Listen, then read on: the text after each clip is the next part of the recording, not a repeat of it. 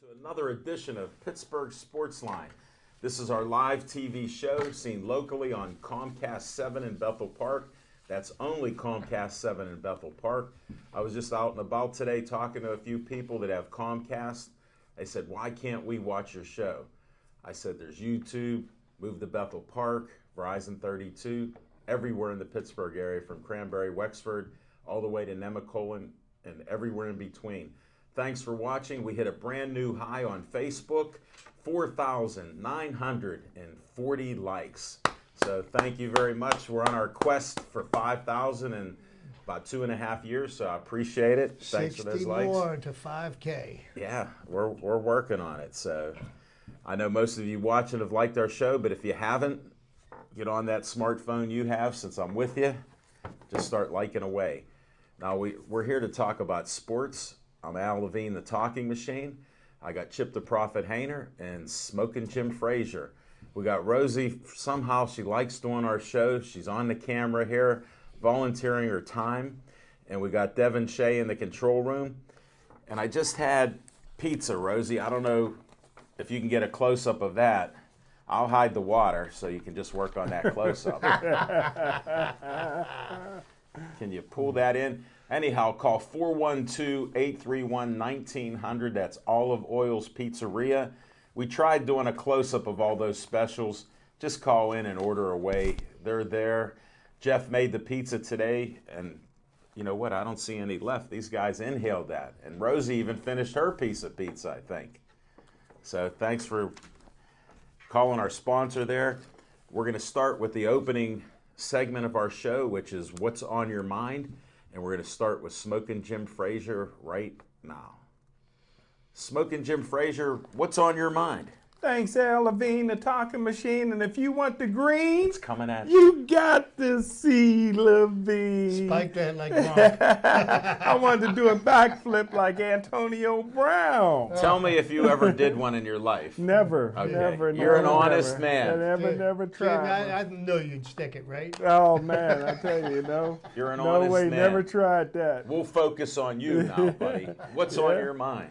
Hey, so on my mind is high school athletics, and I want to give the Pittsburgh Sportsline Player of the Week. But first, I want to go through a little honor roll. And we're going to start off with a quarterback from North Catholic named Eric Taylor. He passed for 318 yards. That's Jason Gilden is the head coach. How about Lamont Wade, junior running back from Clairton, 236 yards. My main man, Hunter Hayes from South Fayette, still undefeated, 43 straight victories, 211 yards.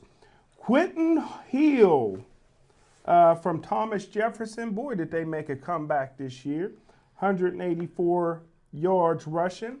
A game that I believe that Chip Hayner attended. Miles Sanders from Woodland Hills, 171 yards. How about another guy for Woodland Hills, Joel Shaw? I talked about him many times, 235-pounder, 138 yards.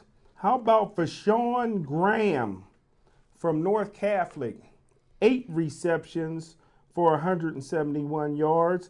And Jacob Dixon from Bethel Park, 5 catches, 107 yards in a losing effort this past weekend. And the Pittsburgh Sportsline Player of the Week is none other than the half-brother of Aliquippa's and now presently for the New York Jets, Revis Allen. Darrell Revis is half-brother. Keyshawn Rush, he rushed for 236 yards, 4 touchdowns. 3 of those touchdowns came in the first quarter. And the Pittsburgh Sportsline Team of the Week, and the honor roll goes like this. Woodland Hills blew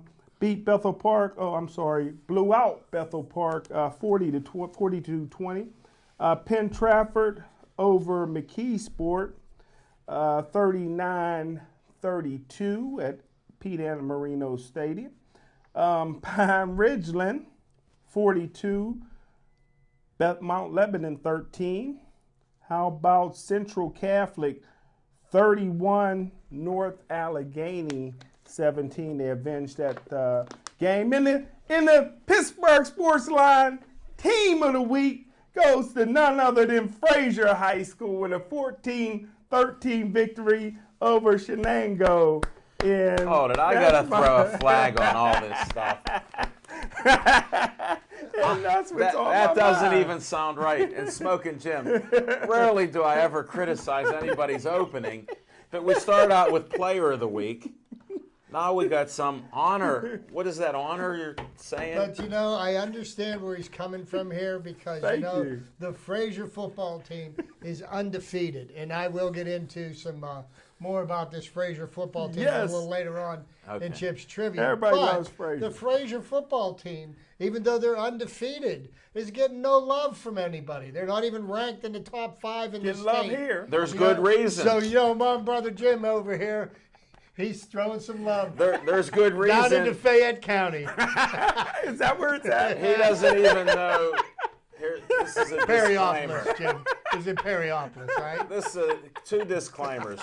First of all, he does not believe in participation awards, yet he gives them out every week. I can't stop him. I know it seems like he's talking out of both sides of his mouth, and maybe he is. And then he doesn't even know where a team is located, and Chip brought that out, and he proved it. So you got one ahead of me on that. That was why I was bringing it up. Jim gives the fluff, I give the fact. Well, we will get to our most popular segment of Fiction and Fact with Smoking Jim's Almanac, which is... Good one this week. How will we ever know? Everyone seems to be a good one to me. But Smoking Jim, I appreciate all the research that you've done. Thank you. Because you went from 1 to 10, and then 11, and then you had 5 or 6 teams, and 1 is a team. So I can't follow all of it, but I will watch the film on this, as the coaches know. So I will check it out. Thanks again, Smoking Jim. My man. All right, we got to get Chip Hainer. What's on your mind? Oh, thank you, Alan, and good evening, everybody. But what's on my mind this week is, in my daytime travels, I spend a lot of time in the cab of a truck, and, I listen to talk radio, sports talk radio, and I just, I scratch my head because, these guys, I know what they're doing is they're trying to sensationalize some aspect of sports so they can get the masses to call in and offer their opinions or whatever. Sure. But over this past weekend, there was a 10-year reunion for the Super Bowl 40 championship team, the Pittsburgh Steelers. And, the Pittsburgh Steelers had the team in, and they had a banquet on Saturday night, and they had the players on the field Sunday recognizing them. And there are certain people that couldn't make it, people like Bill Cowher, who had network responsibilities for Sunday, so he was working, unlike Smoking Jim. He works more than 3 he sent in a videotaped thing, and Hines Ward was working with NBC and on a different assignment, so he couldn't be there. But one of the co-hosts in the morning, and I'm not going to name him because I don't want to give any undue publicity. Publicity, yeah, because it just amazes me. But he decides that the reason why Troy Polamalu wasn't there is because that he has some kind of an issue with the Pittsburgh Steelers. Like there's some kind of rift between the Pittsburgh Steelers and Troy. So I'm sitting here like, okay, like what are you basing this on? So he talks to Ed Bouchette, which of course is probably the world's foremost authority on anything, right? Free lunch. Okay, but he seems to, he fed the fire, threw some logs on that fire, keep the fire burning. So now, the DJ writes a column and is insinuating that Troy's got some kind of problem with the Pittsburgh Steelers. That's why he wasn't there, and the Steelers need to do something to fix this. And I'm just sitting here like, well, what's he using as a resource? And he states in his article that multiple sources gave him this information. So here's what I heard after the fact is that Troy wasn't here on Sunday, and that was pretty obvious because the stadium would have gone nuts if he would have been here, right? Yeah. But Saturday he was on doing a business trip in Atlanta, So he had prior business on Saturday, couldn't make the banquet on Saturday night. And I understand that he was leaving on Monday to go to do some work for the NFL with NFL China. So here he's on a business trip. Now, Troy, from what I know and what I've read, is a very devout family man, and he values his time with his family more than anything else. So he's on one business trip, and he's leaving to go out of the country the day after. I'm kind of thinking that it's probably more than likely that he wanted to spend the time with his family instead of a 10-year reunion, which really, in the grand scheme of things, doesn't mean anything. So, my thoughts are that if you're going to report something about somebody, here's what. Go to the source. I don't want to hear about multiple sources confirm this. Did you talk to Troy? Did he state to you that he has a problem with the Pittsburgh Steelers? If he didn't, I don't believe it's the truth. And I just really don't want to listen to anything he has to say. Go to the source. That's all I got. Great point, Chip. I just wanted to tell you, I posted this story by whoever did that article. And I did that on purpose because, first of all, Troy's wife didn't want him to play as long as he did. So all you have to do is go to Troy. Nobody did beforehand or after. Sure, he had 2 more years on his contract. He took the classy way out. So if he took the classy way out and retired, why would he say anything now? Think about it. He already proved that. So I put it up there, and that had one of the largest reaches. I had over 2,500 people see that post. So I did it to get a little action on Facebook. Sure. And I shared it. I shared that. I know, and it actually worked out perfectly because Smoking Jim doesn't see much, but anything I post, even if it's a cup of green tea, he's going to share it. I put it out there because the sun's shining, and somebody's going to share that. And my man's Skip, not Chip, this older gentleman, Skip Atkins. Anybody, if you want something reposted, he's 83 years old. He doesn't get out much. God bless him. God bless him. And I told him, you're my best PR guy besides me, because I'm number 1 there. He's number 2. And I have a photo or 2 every so often. I'll put it up. But he's just the best. He reposts everything. Even if I don't want it out there, he's reposting it within minutes. But, I guess in summation, I think, guys that are reporting on the news should report on the news, not create it. Good point. Well, here's the difference in newscasting now. They are the focal point of the stories, and that's what they're doing. They're funneling it to them. Well and, said. And like a good friend Well of mine said. said, you should get at least, I don't know, it was 2, but now we got to go 3. We got to get 3 sources. Smoking Jim, who's won a Golden Quill. So he has the cred, street cred. Do they need 3 sources, or do they need 3 likes on Facebook? or how about 3 people following it on Twitter? No, how about they need 3,000? They want 10,000. That's why they do that. They're getting thousands. I don't know. I don't believe there's any kind of problem. I just, I'm not buying into that BS. Like I said before, he had class when he left. 2 years early, you didn't hear a bad word said. That's it. Now, whether you think you can play or not, like with speculation was, we all think we're going to stay 25 years old. If he would have gone to the source, he wouldn't have had a story. Well, it's a non-story, as you said. Right? Yeah, he wouldn't have had a story. He'd have had something else. He'd have to rack his brain for 2 days. Yeah, that was on my mind too, but I got it out by putting it on Facebook, so I didn't have to even bring it out. But yeah, but you covered it. You covered it well, and that's my belief on it too. I think we all concur with that. The guy wanted to make some hay there for himself, and he did. If he wanted to spend the time with his family, he deserves it. He's earned the right. With all the concussions he has, if he can walk and talk and do well like he is, God bless him. I got an event coming up. I wanted to share it with you. I'm testing Rosie's skills. This is going to be at the Oaks Theater in Oakmont. Jessica Lee, we've done shows with her. Jazz and Sports. Well, this is a Merry Christmas, old Hollywood Christmas show, and it's jazz and blues. There's great musicians. She's a vocalist. Mark Strickland, who you guys have seen on shows, he's there. Jessica Lee, Mike Clancy, Rick Lyles, and Glenn Ooch. He'll be there, and it'll be a great show, and they're going to even have Santa Claus. Another friend who I found through Johnny Angel, friended me on Facebook. He's a veteran from Vietnam, and he suffered some injuries and some illness because of Agent Orange hit him in the last 10 years or so. But here's what he does. He goes out in his Santa Claus all over the area. He goes out, donates his time. He gives gifts to kids.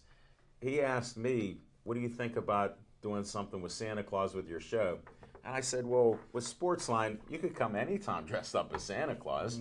You know, we don't mind. And he goes, he asked Jessica Lee, and she asked him, would you come out to the Oaks Theater? So he's going to be there. Good. And you'll meet Ed, Chief Ed. He's a really great guy. I'm going to bring an unwrapped toy. No, here's what I want you to do. Box of cereal, buddy. This is Singing for Cereal for the Greater Pittsburgh Food Bank. All you have to do is, the tickets are $12 in the auditorium, $15 at a table. No Fruit Loops, something healthy. No, just bring a box of non-perishable cereal that you haven't snuck and ate, and then reclosed it and taped it with duct tape. Because you have to watch him. He has 93 godchildren, I heard. He's been in 15 weddings as the best man. And I heard the record on how many have lasted is 3 out of 15. So I checked my sources, Chip, all 15 of them, and that was the stat I got for anybody that would answer the phone. That's about right. I'm just saying, because that's popular too. But this will be a great event. That's the 19th. And listen to this. Bring children out. There's a dance floor. They're also going to give free drumming lessons at the beginning. They got experts on drums. They'll give hand drumming, not like Smoking Jim.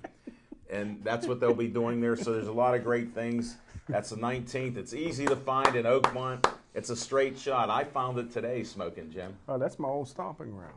Wherever you went with your old stomping. My dad worked 42 years in the Edgewater Steel Mill in Oakmont, right across the street. They tore it down now. But Well, because it's gone, you better come over to the Oakmont Theater. It's a really, they renovated this theater. And they got a brand new bridge. The Halton Bridge is great. I spent many a summers trying to get out of work in that Oakmont. And They had a hard time finding me, bro. And now you've turned it into a Except for on lifelong. payday. You've turned it into a lifelong passion. Huh? 3 days a year. We verified the only source that knows that, Smoking Jim. And we doubt everything he says right now. So.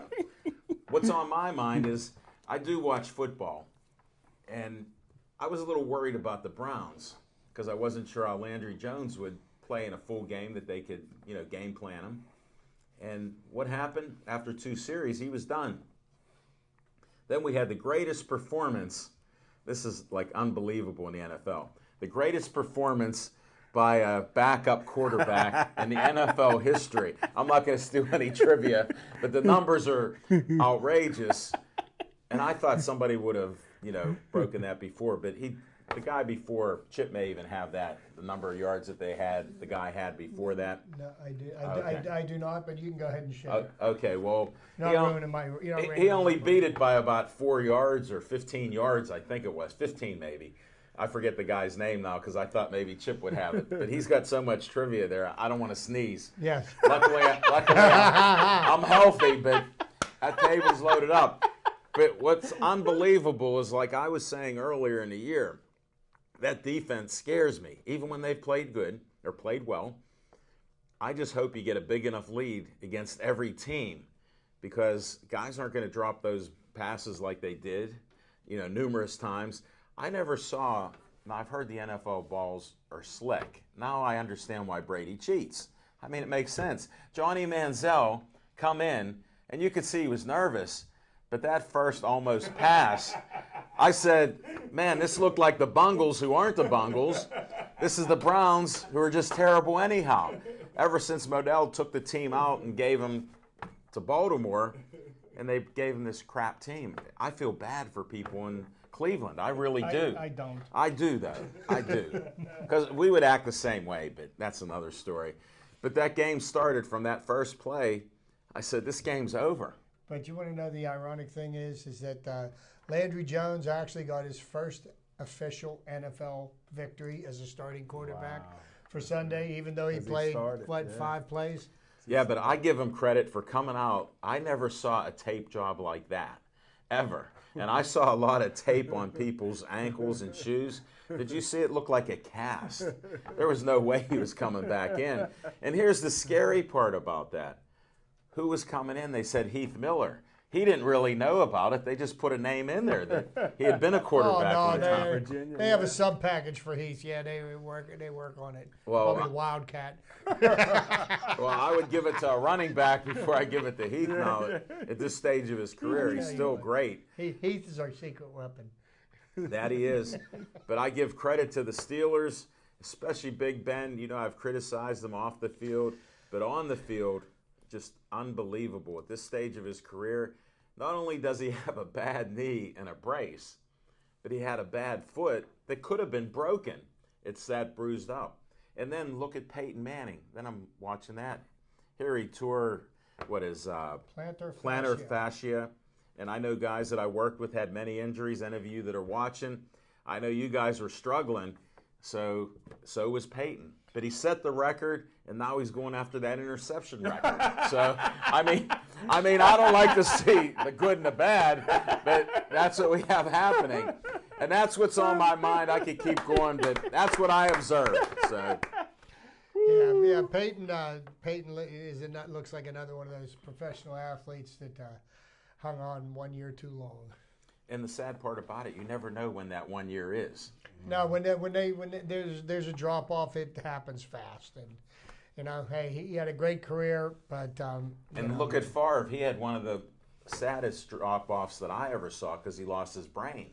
I mean, he retired, cried, then he come back playing, and that's for a different team that was in his division. So I mean, that was because he was always one of my heroes, and I didn't realize that your brain could drop off that badly in football, but. They'll find out later on what he suffers from. CTE. I guess Peyton Manning and Jacoby Jones, 1 year too many. We'll talk about the Steelers when we get to that great subject. I just can't wait. But folks, this is our segment time we got a couple segments here, and my favorite right now, and the next favorite will be coming up.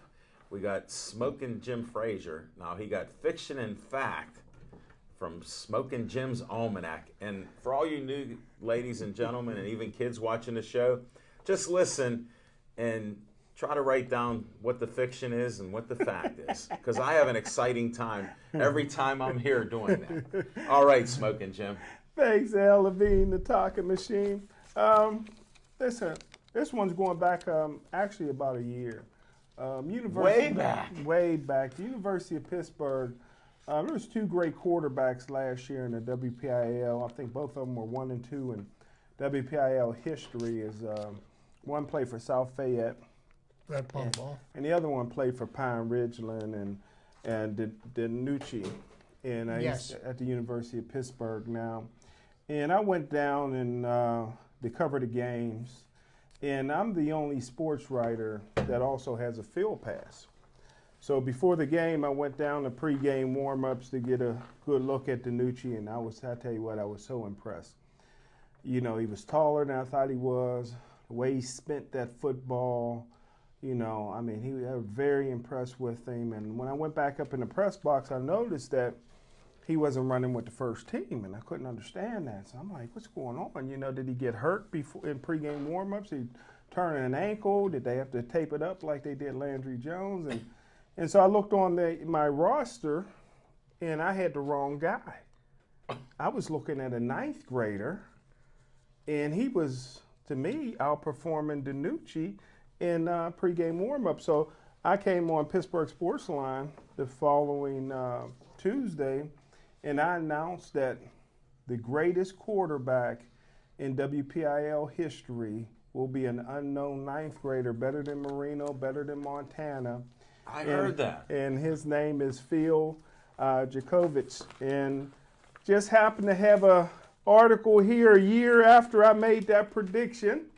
And they said the mark of greatness, he is the next great one. I want this verified on Pittsburgh Sportsline. Hold that, Smokin' Jim. Rosie, get a close-up on that.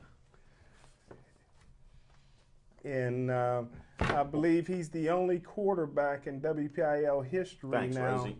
to have over 2,000 yards passing and over 1,000 yards running. and one of 3 quarterbacks in WPIL history, or 4, to throw for 1,000 and rush for 1,000. Not only is he a great sophomore, not only is he looking like he's going to be the greatest of all time, he's already been offered a full scholarship to Notre Dame University. Chip Kelly's and if I was him, I would try to get a recruiting visit to Louisville. And that's what's on my mind. This is a family show, Smoking Jim. He doesn't mean that, boys and girls. Definitely. Don't even ask. Coach Patino. As for Coach Patino. Don't even ask. That'll be our off-the-record show that we do after the show. We'll have a great discussion. That'll be called Pittsburgh Sports Line After Dark. Exactly. No offense, Smoking Jim. And I just wanted to say, Rosie, could you get another close-up of Smoking Jim? We have new lighting in the studio that Smoking Jim hasn't noticed. I wanted a close-up if you can. Now, look at how vivid that smile is and the colors, I guess. Yeah, they're simple. Yeah, the lights are a little dimmer on this side because of Jim's aura.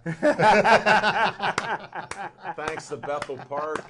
Thanks to Dave Cable for getting these new cameras. We've had the cameras. Now we got the lights for it. So thank you very much. Chip, let's hear some trivia time. Let's hear some trivia time. All right. Now, a couple of things I want to make note of right off the bat. Congratulations are in order for Starling Marte for winning his first Golden Glove Award last week. That happened last Tuesday night. Right as we left out of here, I got the update on my phone. Me too, thanks to you. Also, congratulations to Andrew McCutcheon for winning his 4th consecutive Silver Slugger Award. What is that? That's the best hitting center fielder in the National League. Again, 4 years running, Jim. Another disclaimer. Any comment Smoking Jim makes about baseball, we can't delete it because this is a live show. Please ignore it. Okay, so now that we've got those 2 things out of the way with, the next Chip, thing I've got on my mind, the Pittsburgh Pirates with the most Gold Gloves in the history of the Pirates franchise. Would be no surprise that Roberto Clemente leads the list with 12 Golden Gloves, followed by Bill Mazeroski with 8. They own the most Golden Gloves. And who is number 3 on the list with 5? None other than Andy Van Slyke. Wow, I forgot about it. Another center fielder, yeah. See, it wasn't Barry Bonds. So you got to be able to throw runners out. See? He couldn't throw out Sid Bream.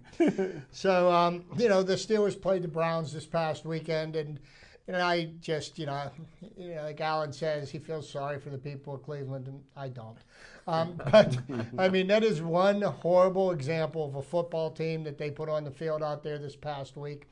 They set a record. Well, they almost set a record, but they had 188 yards in penalties, which is part of the reason why they were unable to score. They had the ball twice within the 5-yard line on 1st and goal and failed to score on either of them. That is the 5th most penalty yards ever in the history of the NFL. Really? So, I mean, that just kind of, leads you to believe that once again, there will be a change at the top in the Cleveland Browns. Every couple of years, they fire the coach and the GM. 23 starting quarterbacks since 1999. And guess who Cleveland's going to draft next year? A quarterback in the first round. But don't take them with the 22nd pick, because the last 2 quarterbacks they took with the 22nd pick was Brady Quinn and Johnny Manziel, and that hasn't worked out so good. But he is going to be starting for the rest of the year. So, the Cleveland Browns are having difficulty finding quarterbacks. So there are 2 quarterbacks that share the franchise record for the most number of wins. One of them is the great Otto Graham, okay? So he was back from in the 50s. And Brian Sipe, 57 wins. Really? That is the benchmark in that franchise. So, you talk about sometimes the Steelers are 8-8, and you say they strive to be 8-8. Because they're not great. Well, this is way beyond. This is way below that. As I'd say, this is below the Mendoza line. So, Yeah. so, the Cleveland Browns, they're not completely hapless. They have won a championship in the last 50 years, or should I say 51 years. 1964 was the last time the Cleveland Browns won an NFL championship that was not a Super Bowl. They broke up, I think, Green Bay's run of 7 years. But the Cleveland Browns won the 64 NFL championship. And what team did they beat, and what two Hall of Famers were coach and quarterback on the losing side? Well, the one quarterback was drafted by the Pittsburgh Steelers and cut by the Pittsburgh Steelers. He was none other than Johnny Unitas. And the head coach was Don Shula of the Baltimore Colts. So, there you go. There's Cleveland's last claim to fame. Wow. And it's probably going to be another 50 years before they ever get another claim. Great job, Chip. So, we've been all over the WPIAL playoffs. We got the semifinals this week. Next weekend, Heinz Field Championship. What is it, Saturday or? Yeah. 28th, yeah. Yep, okay. That's Saturday. Championship Saturday. There'll be 4 playoff games there. This could be the last year that they do that because It's supposed to be. with their going to 6 classifications, there's not enough hours in the day to have that many football games. Eliminate A and double A, that's all you do. But, one of the quarterbacks that's really making a name for himself this year is a young man, quarterback for the Penn Trafford football team, Brett Laffoon. He's a 6'2", 200-pound senior quarterback at Penn Trafford and is on the cusp of putting himself among the leading passers in WPIAL history. After throwing for 192 yards in a thrilling overtime victory Friday against McKeesport, Laffoon has 5,428 yards passing. He needs 72 yards to become the 18th quarterback in WPIAL history to throw for 5,500 yards. So that'll be something for Jim to keep an eye on. See, he didn't make your honor roll, did he? Nobody from Penn Trafford ever will.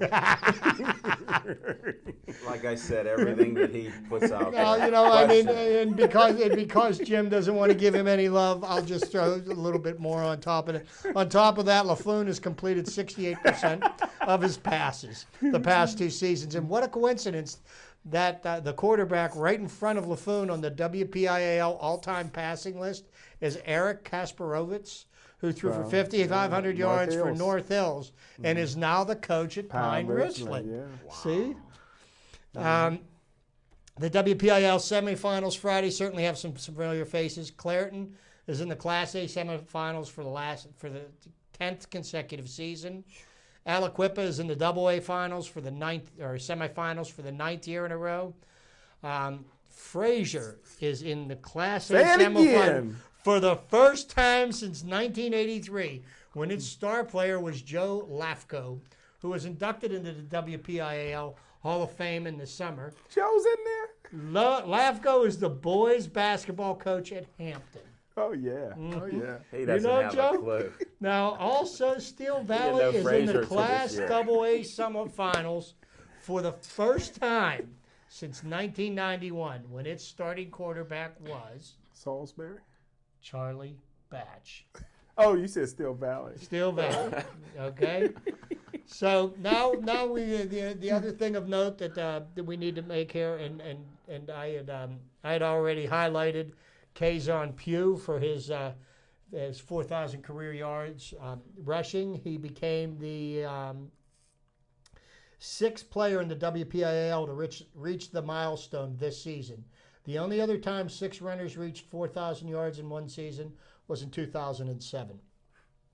Now, also, we got to give a little shout out to Coach George Novak. For what? He's closing in on 300 wins. Winning a WPA title in one game in the PIAA playoffs would get Woodland Hills George Novak to a major milestone. 300 career victories. Go Central. Novak has a career record of 297, 135, and 1. He is the only coach in the history of Woodland Hills, which opened in 1987. He also coached Steel Valley from 79 to 86. Only 13 coaches in Pennsylvania have won 300 games, and only 2 from the WPIAL. Wow. USC's Joe Render and Blackhawks' Joe Hamilton. Anna Marino should be on that. How many did he win? Well, how many games did you forfeit? That was good. That was good. Hey, Chip, he's told you that so many times. Yeah. That was like a huge beach ball. I mean, sometimes you lob them up, and you just gotta hit them out of the park. So He gave you the beach ball like nobody's business. that's Chip's trivia for this week. Enjoy, folks. Smoking Jim does, but I think he missed most of your trivia there. He didn't like most of them, so you don't have to like it. It's the That's okay, facts. but that's These are okay. factual, Smoking Jim, not opinions. But we don't repeat one another. See, he provides one point of view. Yeah, I the provide opposite. the other. He provides the opposite. But everybody that each of us recognized, we're worth recognizing. So you Yeah. know. It was a good collaborative effort there, Smoking. And yeah, just like we all decided to wear black and white today. I know. Yeah, that was in the email that I forgot to send. I got a little silver for McCutch. I think it's gray. I think it's gray. Well, can I ask one question before we go on to our Sure. segments? Yeah. Who do you In want to my ask? opinion, I've been saying this all along, that the center fielder should be Sterling Marte. I think he's a better Starling. Yes. Starling. Starling. S-T-A-R-L-I-N-G. Starling. Since you follow him and you like him, I know you've liked his. Well, I mean, wouldn't he be a great center fielder? Yes, I believe the answer to that question is yes. But why do you have a left fielder the caliber of Starling Marte playing left field? It's because of the dynamics of PNC Park. And if you've been to the park Explain it to more him. than one time, For 3 innings? Right. and I bet you didn't even notice the outfield. But anyhow, the PNC Park has probably one of the largest grass surface areas in left and center field. So basically, what you really need to play PNC Park and play it well is 2 center fielders, one playing left field, one playing center field. Right field's a short is a short fence, and I'll tell you what.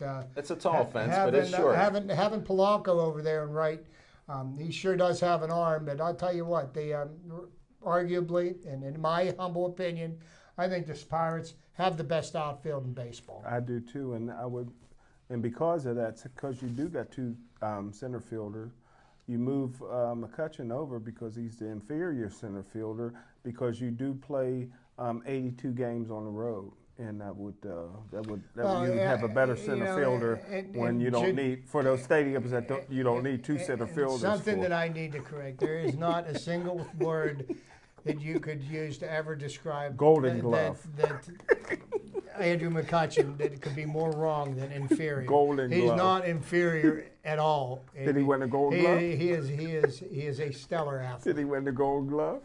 Always looking for the negative. All right, we're going to move on to On Location. That's my segment here. We'll be back at the Park House at Northside 403 East Ohio Street. We'll see Zamir again. We had some great guests last time. We got great guests lined up. Come on out there. We got a lot of fans that just come out to hang out and see what's going on. And I was talking about last week that Zamir told me a couple of those guys want to come back. They want to know where we were. And it's within 2 weeks. So they want to hear Smoking Jim, and they actually want to hear what he was saying because they kept clapping on Well, whatever. tell them to stand across the street. They'll hear him clearly. Well, that's what brought him in. Chip, that's what actually brought him in. So that usually works, but we'll be back there at 7:30 to 8:30. So check it out. I'm working on an announcement with a new location. It'll be guaranteed for next week, and Can we'll I be say one starting thing that in before you say December. that? Sure. Is Zamir's son coming next week? We haven't can't locked wait that for up that. yet. We can't wait for He that, may can not we? be on vacation, but we'll see. He's going to school right now, so. And Smoking Jim can't wait to have a little Gateway session. Yes. By the way, where did Gateway finish this year after that last win? They fired the coach. I think they beat Franklin Regional, and Franklin Regional's in the semifinals this week. Okay.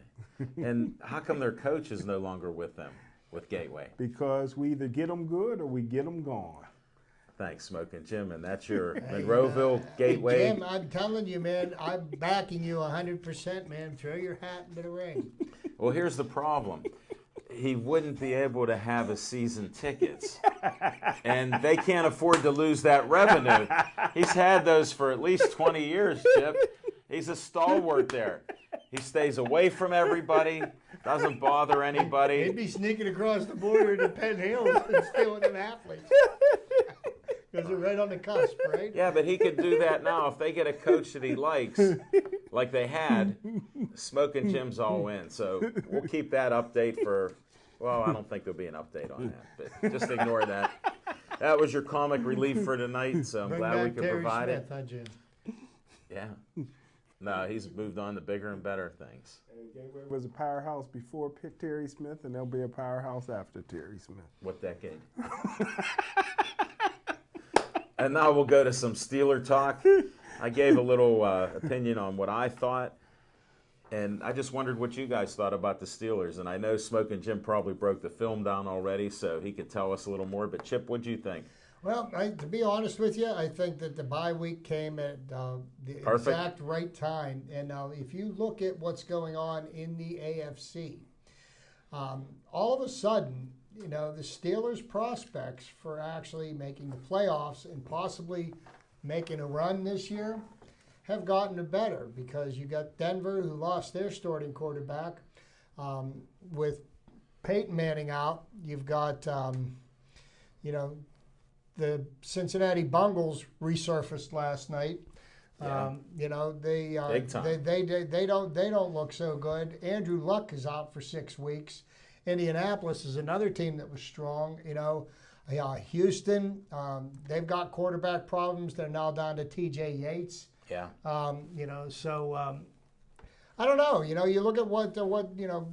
Obviously, the cream of the crop is the Patriots, but after that, you know, there's a bunch of teams that are muddling around, and the Steelers could possibly end up with a wild card spot. And if Cincinnati continues to play the way they did last night, who knows?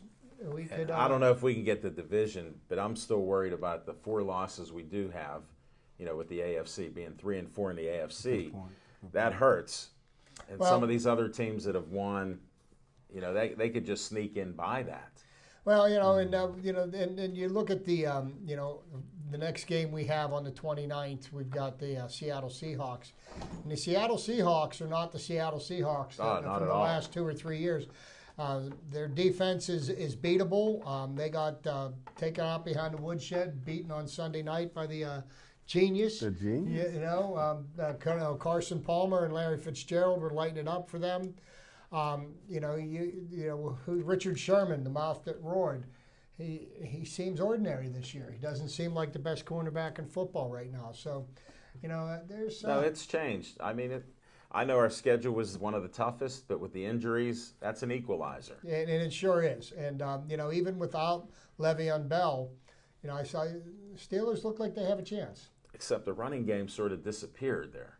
I know they were keying on it, but by running fast tempo type offense, it looked like they gave Ben some time, and he was very strategic in even walking around. If you watched him, he didn't try to extend a play. He would move to his left or right if he could and throw the ball. But if you noticed, more often than not, he wasn't getting touched. He got sacked once, Right. but the offensive lineman kept him clean. They did. You keep Ben from getting hit, and you know, he throws for 379 yards and 3 touchdowns. That's why. What are your thoughts, Smoking Jim? Well, I'm hard on Marcus Gilbert, but I got to give him a little credit. He said we got to get Landry Jones out of there, and he made sure he stepped on Landry Jones. This reminds me of your story about Pouncey and DeCastro, that DeCastro must have been colorblind and didn't see the uniform. Well, Marcus Gilbert was constantly on his back, so that at least saved him from falling on his back early. But That's true, man. But you know, what I seen real quick in the game is, and I shared the story that Al Levine, the talking machine, and Pittsburgh Sports Line put up about the terrible defensive secondary. Johnny Manziel threw for 380 yards, and I didn't even realize that it was that much, because it was almost like anything he threw, he pretty much could have completed. And so When people say that Seattle's not the same Seattle team, they haven't peaked yet, and they're getting better and better. And by the time the Steelers play them in 2 weeks, who knows? But the biggest ally for the Pittsburgh Steelers right now is the genius, Bruce Arians. They'll beat Cincinnati next week. That'll give Cincinnati 2 losses before Pittsburgh even plays. And the Steelers still have to play Cincinnati one more time. Al made a great point because you don't know what the tiebreaker is. Tiebreaker number one is head-to-head. Number 2 is within your own division. But if you go by the conference, the Steelers don't have a prayer with all the conference losses. But, the Pittsburgh Steelers still got a shot. Now, they got the Browns at the end. And the Steelers secondary has been suspect. But, and you're comparing the Seattle Seahawks, who gave up 39 points last week, and you compare that to the Steelers defense, who gave up a lot of passing yards but only gave up 9 points. Good point. That's how you win football games, and if they're going to give up the yards in between the 20s, I'd be okay with that, because we got that secret weapon, Jarvis Jones, he's... Anyway, the reason I bring that up, and I was talking to Jim, and he studies football film, and I figured, maybe there's something I'm not watching, and when I'm watching the Steeler games, and but I'm listening to people talking about Jarvis Jones on Monday on the radio, and they're saying he played a great game. I go out the newspaper and I look at the stat line. He had 1 tackle, half a sack, and he fell on a fumble in the middle of the open field. And he had a great game. And I was like, well, wait a minute, where's all this good game that he had? The bar was set so low. I mean, 1 tackle and half a sack, and the half a sack he got, somebody else was tackling mid zone. He tripped over him. Yeah, very true. Very true. Hey, and I wanted to notice that great kickoff returner and punt returner that we didn't get. Every team waved on him, put a hat at him, and he got cut by San Diego, and I found out why. He fair catches and can't catch the ball. Well, and then he can't even catch the ball when he's just trying to catch the ball. But you know what? In the end zone. There is one person who played in the NFL that's worse, and that would have been Dre Archer. Because Dre Archer, somehow he's delusional enough to think he belongs on an NFL roster, that after he cleared waivers, the Steelers offered to put him on the practice squad, and he said no. I didn't know that. And 10 other teams offered to put him on their practice squads, and he declined because he wants to be on the 53-man roster. To make him more money. Right. That was dumb. I didn't You know think? that. Right now, he's got no job. I thought you try to counsel these guys and instruct these guys on what to do. When they offer you the money to be on the squad. What do they get in a week on the practice squad? Like $7,000 a week? Something like that? Yeah. That's not bad What change. do they get when they're not on a team? Nothing. Oh, Yeah, okay. that's what I'm thinking. Doesn't that sort of make sense? His food stamps, that's what he's getting. Gee, I didn't know Yeah, that. so the Steelers offered to sign him back, and 10 other teams, and nobody wants him. So nobody thinks the skill set that he's A got. Penguin update from Devin Shea. 1-0 Penguins. Perone scored the goal. Good. From Gino, I think he said. Hey, well, you know what? That segues right into our Penguin. How'd you Penguin guess? segue. Perfect. And I'll tell you what, Perfect. last week we talked about the Penguins, and, the Penguins are playing a brand of hockey right now that really isn't full of excitement. They're playing a defensive brand of hockey, and none of the stars seem to be able to score goals. But, hey, if they're winning a lot of games 2-1, like I said last week, at the end of the day, isn't that what's most important? Mm-hmm. Then they laid 2 eggs on Friday and Saturday night. And one the one goal that- in 2 games. and the egg they laid on Saturday night was horrible. They had 16 shots on goal, which has prompted everybody to go into every kind of criticism you can of the Penguins. They talking about, we should trade Sidney Crosby, we should trade Malkin, fire the coach, fire the general manager, and all this other stuff. And, and I think they're 17 games into the season. And, I don't really know that the Penguin team that we're seeing today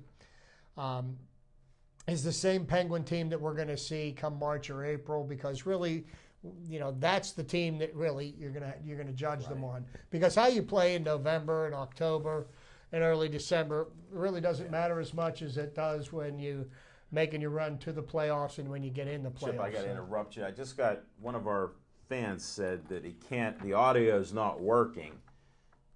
Johnny just texted me and said, Devin, the audio is not on. So I don't know if that can be corrected. he didn't say what he's watching, whether it's Comcast or not. So if you're on Comcast and you can't hear us, you can't say anything. So I understand that. So maybe. But yeah, so there press may the be mute some. button. There, yeah. So we'll have Devin work on that, and we'll just continue our show. We're okay there?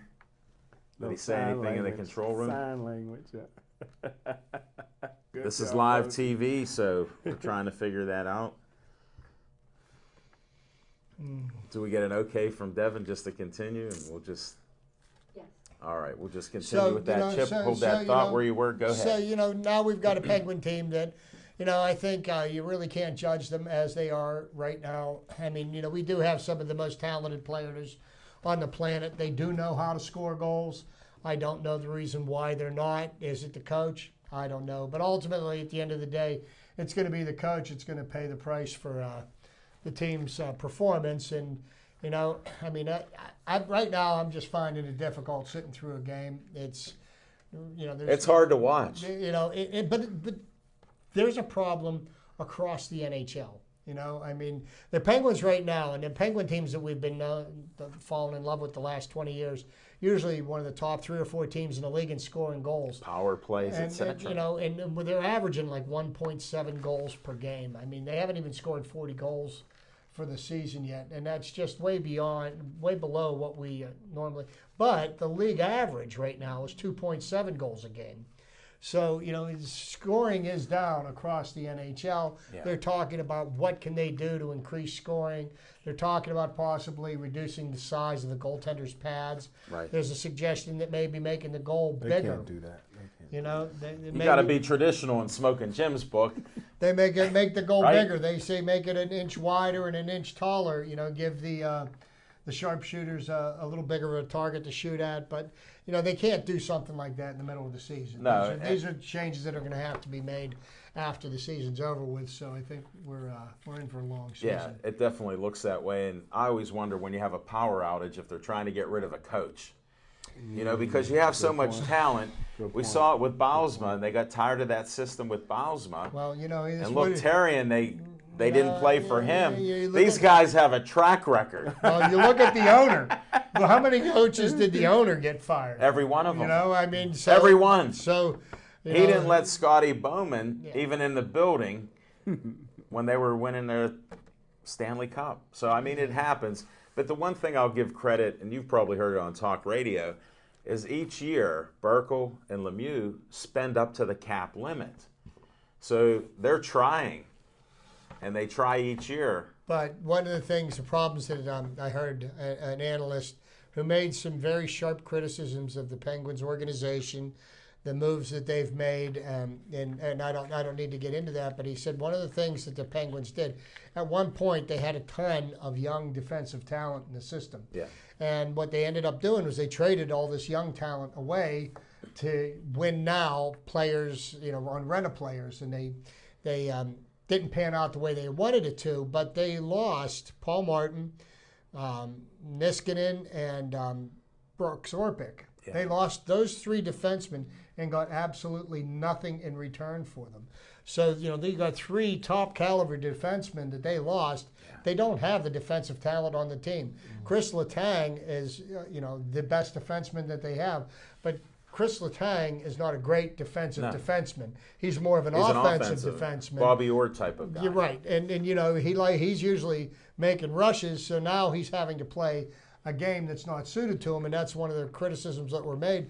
They said Chris Letang looks lost on the ice right now. With good reason. Because he's being asked to do things that he's not used to doing, what's not natural for him. So these are all things that they're going to work But one out of over the course best of time. defensive players I've seen this year is Malkin. You know that. Malkin's Right. come back. But- Now, I know he gets tired because you can see when he gives 110% and when he gives 55%. And here's Malkin, who's won scoring titles, okay, and his best asset to the team is putting the puck in the net, not keeping other teams from And scoring. that's my point. He's covering up for the flaws that we have there now. So there's is there a very easy answer to the problems they have? The answer to that question is no. But Can it turn around? yeah, Yes. absolutely, they'll figure it out. they'll figure it out, or there'll be a new coach in there with a Yeah. bigger, better Well, mousetrap. their shelf life of coaches is only about 4 years in the National Hockey League. That's about it. They rarely go past that. It's a rarity, so it could happen. Hey, just on a different note, I know we're getting close to Yeah. the end of the show here. They announced the Manager of the Year in Major League Baseball, American League, National League.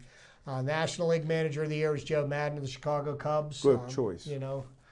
There's, that's subject to argument, but we won't get into that. How many games did you see, Smoking Jim? But what I wanted to make note of is that former Pirates bench coach who was with the Pirates organization He remembers. for 27 Just tell him his years, name. Tell him. Jeff Bannister, who was the manager of the Texas Rangers, was named American League Manager of the Year. And, Congratulations. congratulations to Jeff.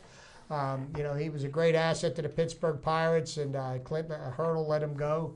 Sure. And fulfill his lifelong dream of being a manager. Did a great job this year.